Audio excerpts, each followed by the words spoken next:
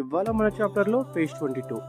Morning లేచి మంచిగా view చూసుకుంటూ వాటర్ తాగేసిన, ఇంకా మంచి మ్యూజిక్ ప్లే చేసుకుంటూ బెడ్ సర్దేసుకొని ఫ్రెష్ అయ్యి బ్రేక్ఫాస్ట్ స్టార్ట్ అయిపోయినా.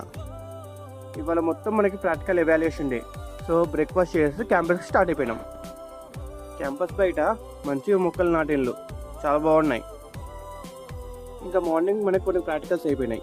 ఇంకా లంచ్కి చికెన్ మనకి తినేసి మళ్ళీ స్టార్ట్ అయినాం. ఇది చూడు బాగా మంచిగా వణుకుంది పక్కకు వచ్చి. ఇక లాస్ట్కి మా ఫ్రెండ్ ఒక్కడే ఉన్నాడు ప్రాక్టికల్స్లో.